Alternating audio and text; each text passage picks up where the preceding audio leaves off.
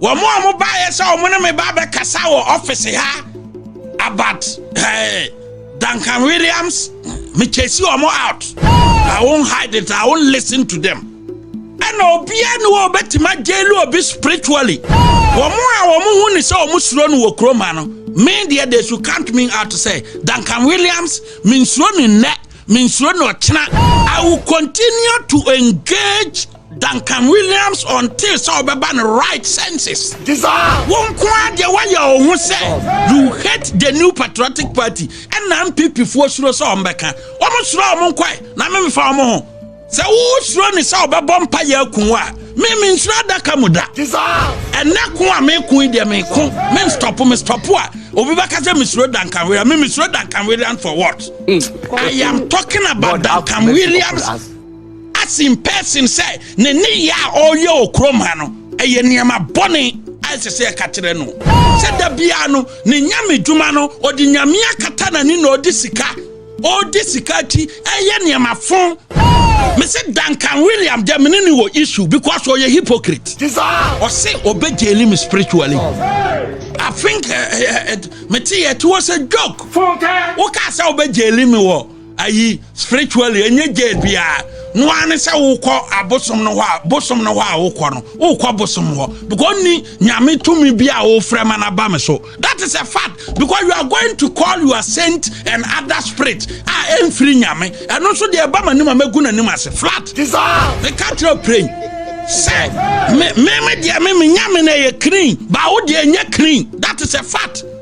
Peja Bible kire wiam say saa for 25 now do amukọ ya o kaso other churches ne de omo ya small enti omo kasa Ghana ha obi antie but omo no tie ne omo ka na omo so de ama omo church members no Peja Bible kire wiam na ka kire Nyankopon say after the meeting no one massa for no $10,000 ya na Peja Bible for kire wiam Peja Bible for kire wiam say woni panyini nkonko ye meeting say obetima kona obeboa no matete agenda na baso ana Peja Bible for kire wiam na so Peja Bible no wia the gods of the tender no be decide between me no me tietia so ne bosom na obekọ no bosom na oso de me kwaso say obegeli me spiritually e bosom wa na wokọ bosom bia wa Ghana hasro me tietia so madun sagu so enkoba bia.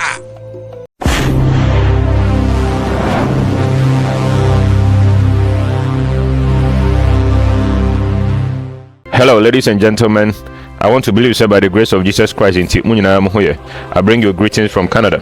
Now, video here, I bremu Abronye DC wasan ababa beka ediafa Archbishop Duncan Williams on say me a video be about the first attack or they call Archbishop Duncan Williams so thumbnail no and I no. So when you check my YouTuber, you can find that video. And odidina tembebre in some I can't even say them out of my mouth here.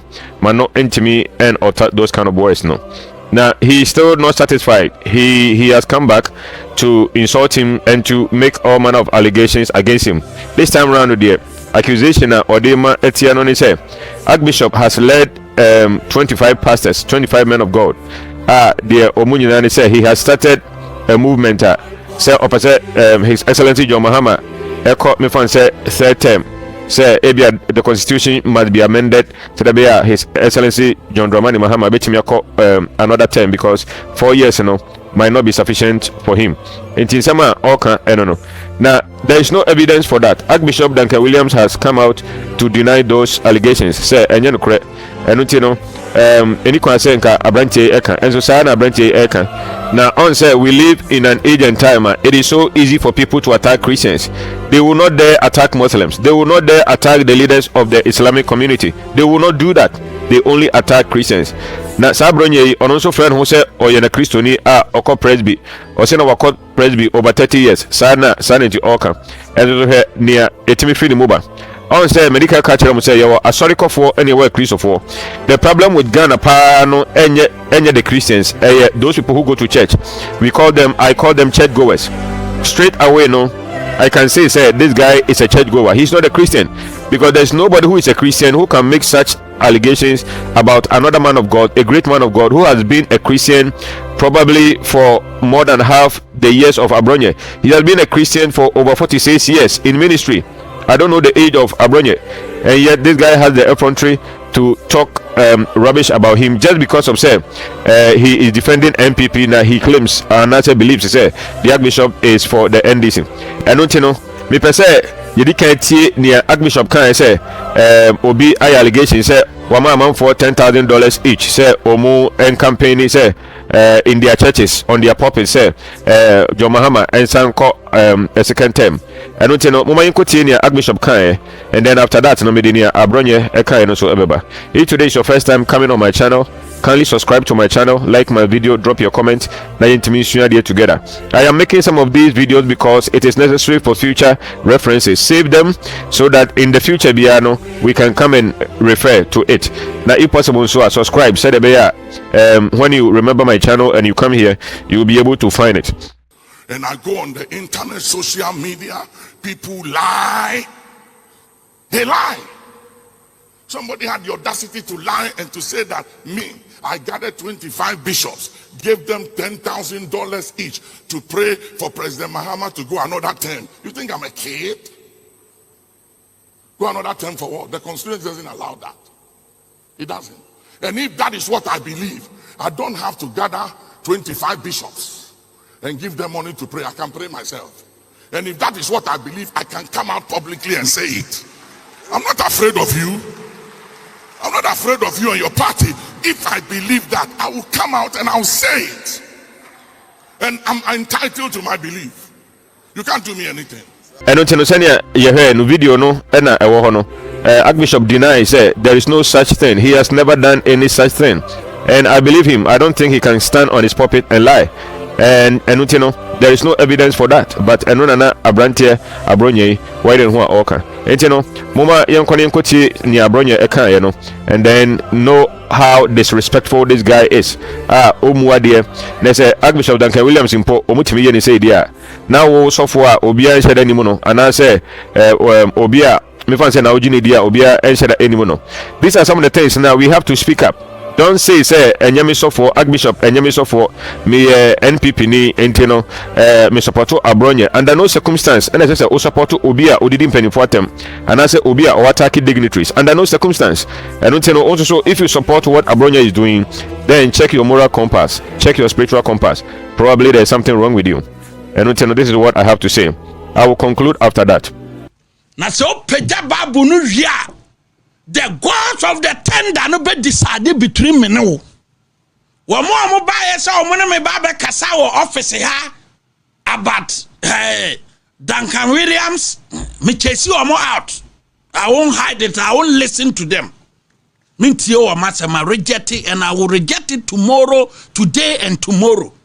And obia no obetima jelu obi spiritually.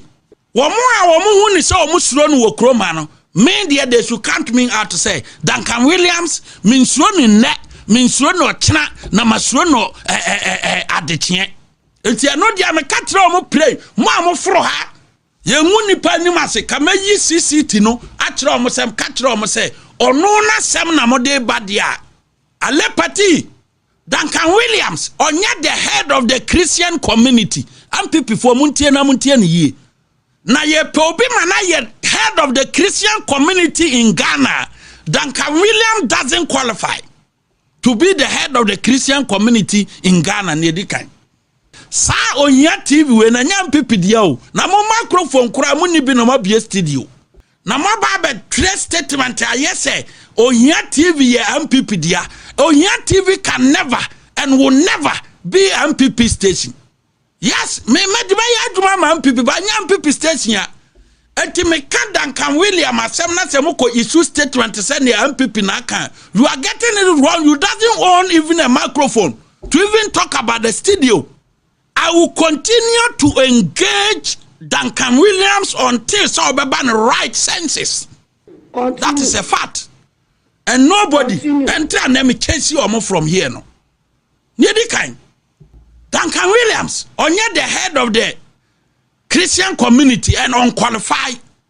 Continue. Because say head of Pentecost ewo ho a obetima I say yes yempe obi obeye head of the Christian community in Ghana to send ye ukọ Muslim a yewo Sheikh Sarabutu a oye the head of the Muslim community uba in the Christian community ye pe obi mana head the Christian community nipa unqualified. And I can say for a fact to say all pastors every cry what Ghana have qualified, but Duncan Williams doesn't qualify. It's a fact. Continue. Duncan Williams, after for what Ghana Ninano, you qualify so the head of Christian community, but Duncan Williams, with the exception of Duncan Williams unqualified. Now Church of Pentecost head they were I had the offer Duncan Williams so head of the Christian community. Methodist Bishop, the general overseer of the Methodist Church of Ghana, also Duncan Williams, and I'm recognized or no yet the head of the Christian community on what capacity? Baptist Church leadership also Duncan Williams. Such churches ya mabubo omunyina de omubu omo wo nyisika enkodi politics ya ti basa basa.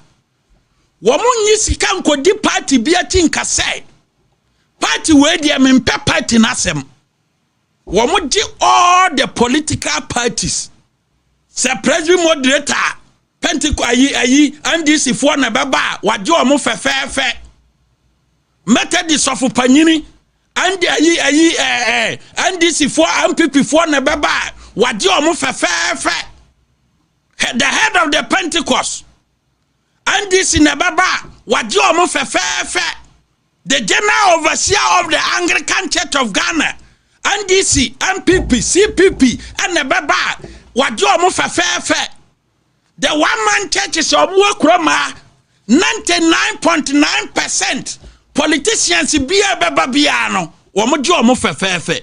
Won't quite the way you say. You hate the new patriotic party and MPP for sure so mbeka. Omo suro omo kwai na me fa omo ho. Womo na suro so mbeka. MPP forget it. Me mpese obi be ma me backdoor message say ye nim say ade na oye no enye.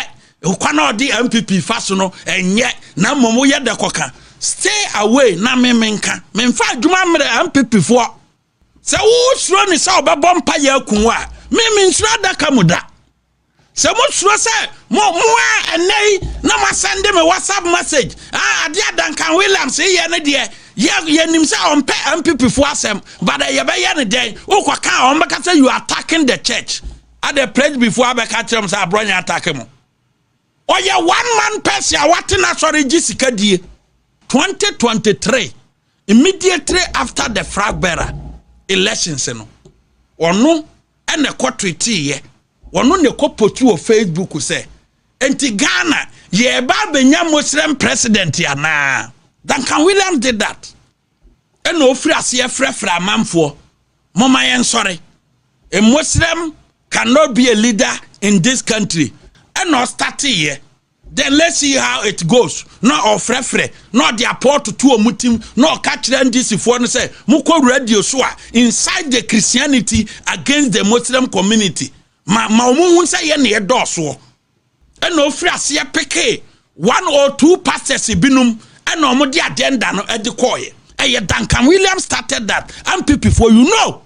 And maybe baba mubakasa Abronye sorry o that time no na fe na empire ready na makoda so boko na makache am se monkokomokun enekun a mekun ide mekun men stop a obi bakasa misro Duncan Williams me misro Duncan Williams for what me ne Anglican konkokun because Anglican for nya me hwe me ne Methodist for konkokun because Methodist for nya me hwe menim I Baptist church for nkwankokon because omo nya me hwe menim Pentecost for nkwankokon because Pentecost for nya me hwe menim Yehu for nkwankokon because Yehu for nya me hwe. I am talking about Duncan Williams as in person say ne ni ya oyo okrom ha no eye niam boni as say ka kire no continue eye niam boni as say ka kire no say da bia no ne nyame dwuma no odi nyame akata na ni no odi sika all this security niam afon individual churches men kasenti omo But I will speak against that of Duncan Williams. Me say Duncan Williams Germany wo issue because we are hypocrite. Churches ya ba bebrebe nyina no me nkoka me ne omo asofofuo ni asem but wa won ka no kra ye be ka kiro. So it's not attack on the Christianity. A attack on obi oye nipa bonini start here e de niema boni nsema no keka na nya papa ene ye to aba wie ya adentina me ne Duncan Williams wo bika e de na was start here 2 weeks ago 3 weeks ago 1 month ago asambe no akwa or say President Mahama now it is a joke for anybody to use 4 years to develop this country. It is a joke. A dear meeting na akoswo and na ampi before mu behu mo misa ne say meeting ben na okoya oni panyin kase pa e wo Ghana ha panyini pa ekoya ono Duncan Williams eni panyini no yusu one car and de course a meeting mu misa no wo mo course a meeting no 25 pastors and ministers of God and almost select womo across the nation all kon on sa panyin pa no omo tena ka ba kum Duncan Williams enti se obu akonta ono ka ho 26 oni panyin ni pe ene bai panyin pa na America no all kon no police security bia nka ho mumie no namne ne driver na tena ka no mam ko sia sa pastors no selected agenda no is simple say panyin pa no aba enti yamwa no onko biem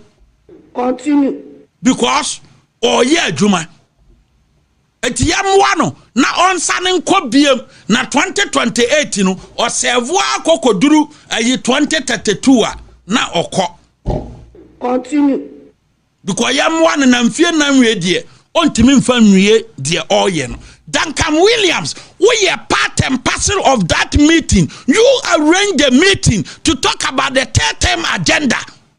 The agenda ne say, a kwan ben so na mo be use mo pulpit na podium no mo preach ya. Mo de be too much sorry man team na akọ na manfo hu say, e hu be nya se panyin ne sankọ aba biem. Or say obey him spiritually. I think it was a joke. Me jelling spiritually. He said, "One, I'm so you know, how fancy pa, fancy, chopa, continue, chopa. Now, confirm so catch us a media don't ye mistake." And say, "Wam, no, yes, me power chow, or so a soft panina, or my meaning here."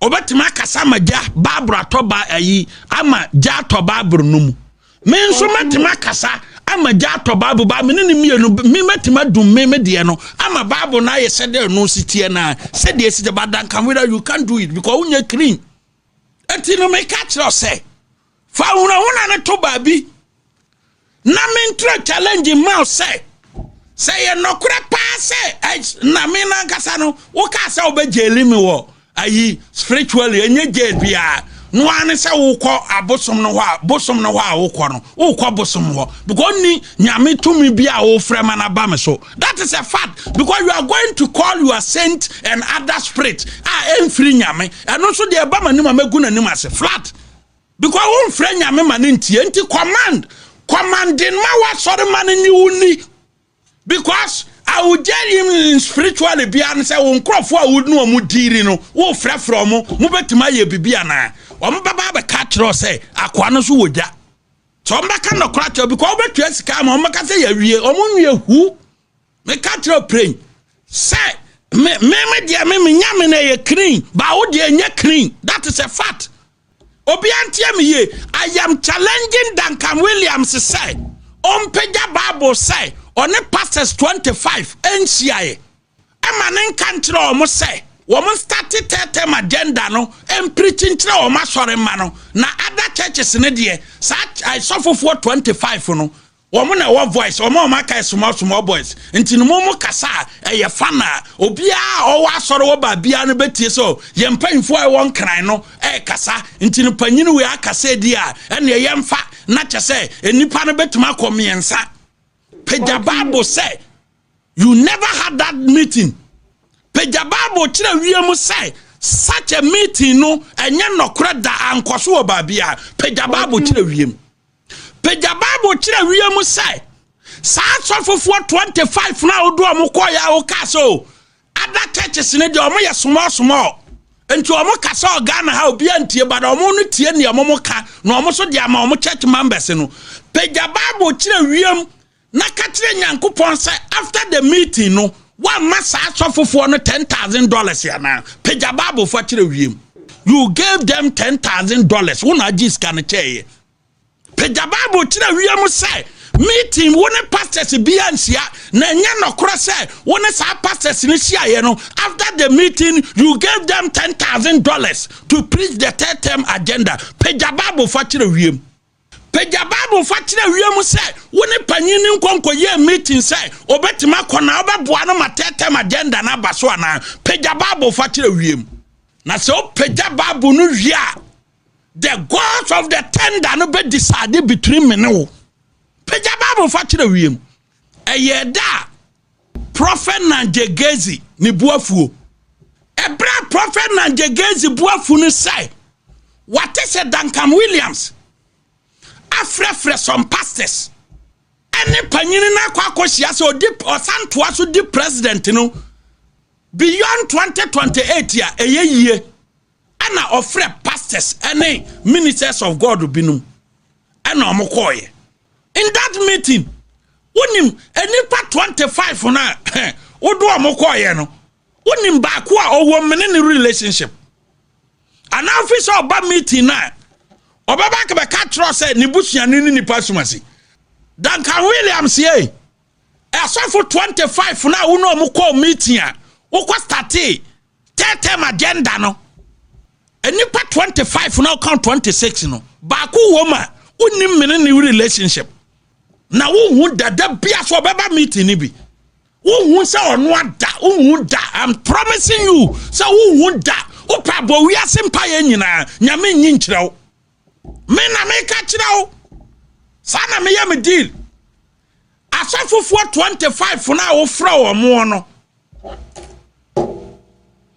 asafofo 25 na wo fra mo no a wo ka ho 26 na wo ka say other churches ne de omo ya small boys mo ka say ye fana wo mo batie no ba ko ni mini relationship me ana me finance ne master's degree in theology enyina throughout me na me finance ye e Israel me na me I finance it ne master's degree e ka na odi ba meeting ase no e ka na odi ba mumu meeting ase ye no me na me man 30,000 this one so kwato sa ka na odi ba meeting ase ye no uni ma me ka kire onne asofofo na o mfra wo mo no ba ko me na me finance ni master's degree in theology e Israel na unhu so da obakoma unhu ni pakro so da because mo gini di so ya kase so ba unhu me ni relationship ka na ode ba ye no ode ba meeting no me 30,000 wom dia obeka bia wo meeting na se term agenda ne de meeting bia mo ba ye bia no opon ya no ode dito bebrem. It is also yasofo very pathetic and regrettable. Say the general secretary ebe issue letter say or you revered that we are mu ultimate time a political party be say sa party ni de na mpp for na me hu ne ha mo eniema Duncan Williams ye prior to the 2024 elections I say mo yara yire free yade and you are afraid to talk about it. Yadene to ono energy gina mu say Nanado Danko Akufo-Addo upe omo a omo influence Nanado Danko Akufo-Addo about the National Cathedral omo influence Nanado Danko Akufo-Addo Ghana ha about the National Cathedral. Duncan Williams number 1 mupa munko bisa President Akufo-Addo.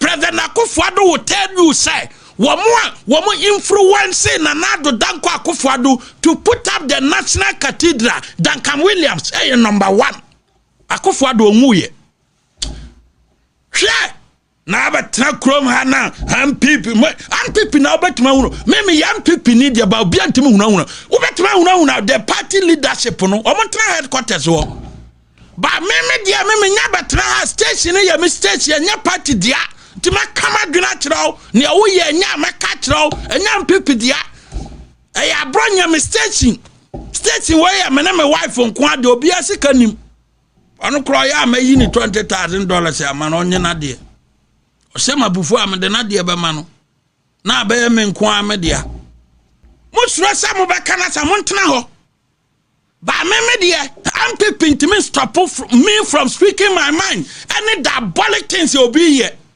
apu me my brother na me probia una me Duncan Williams me tietia so ne bosom na obakwa no bosom na oso de me kwaso say obegele me spiritually ya bosom wa na wokọ bosom bia wa Ghana hasro me tietia so madun saguso enkoba bia you see wo ana unfru when say nanado danko akofuadro wo mo tena table so amunya idea about the National Cathedral. We are number 1. Duncan Williams. Nana make us asem we.